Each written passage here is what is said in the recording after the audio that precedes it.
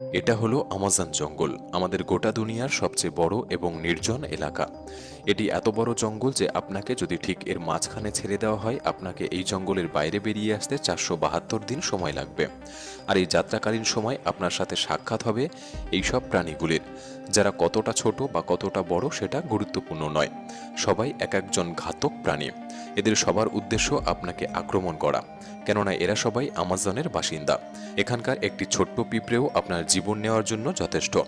এই জঙ্গল আমাদের পৃথিবীর এমন একটি জায়গা যে একাই 55 লাখ স্কোয়ার কিলোমিটার জমি নিয়ে গঠিত। যে আয়তনকে আপনি অনুমান করতে পারেন, এখানে বাংলাদেশের মতো 37টি দেশ, ভারতের মতো 2টি দেশ এবং দুবাইয়ের মতো 157টি দেশকে সহজে জায়গা দিতে পারবে। এই জঙ্গল মোট 8টি দেশের মধ্যে বিস্তৃত এবং এর শেষ সীমানা America, Colombia, Guyana, Brazil, Peru এবং বলিভিয়াতে মিশেছে। একটি বিষয় ভেবে আপনি বেশ অবাক হতে পারেন যে আমাদের গোটা পৃথিবীর জীবিত প্রাণীরা যে শ্বাস নিয়ে বেঁচে আছে তার 20% অক্সিজেন এই আমাজন জঙ্গল থেকে আসে।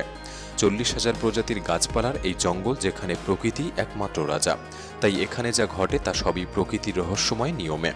তাই আজকের ভিডিওতে আমরা আপনাকে আমাজন জঙ্গল সম্পর্কে এমন এমন সব রহস্য দিতে চলেছি যা এর আগে আপনি হয়তো কখনো শোনেননি। আসলে আমাজন জঙ্গল কত বড় এবং এখানে কোন কোন ঘাতক প্রাণীর বসবাস, যারা কয়েক হাজার বছর ধরে এই জঙ্গলে ঘাঁটি তৈরি করেছে।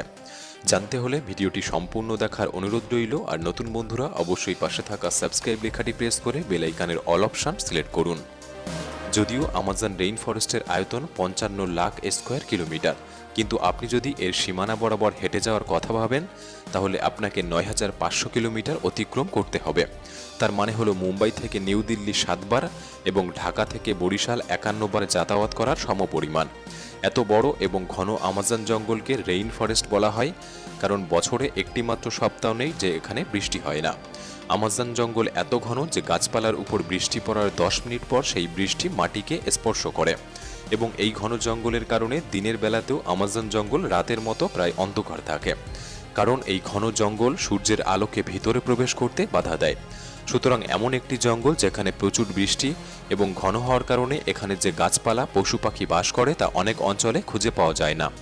এই জঙ্গলে 40,000 প্রজাতির গাছপালা, 1300 প্রজাতির পাখি, 2200 প্রজাতির মাছ, 270 প্রজাতির ম্যামালস এবং 380 প্রজাতির অদ্ভুত আর ভয়ঙ্কর ছোট প্রাণীর বসবাস। যদি এই অঞ্চলের ছোট বিষাক্ত প্রাণীর কথা বলা হয় তাহলে এখানে 25 লক্ষেরও বেশি আলাদা আলাদা বিষাক্ত পোকামাকড় রয়েছে।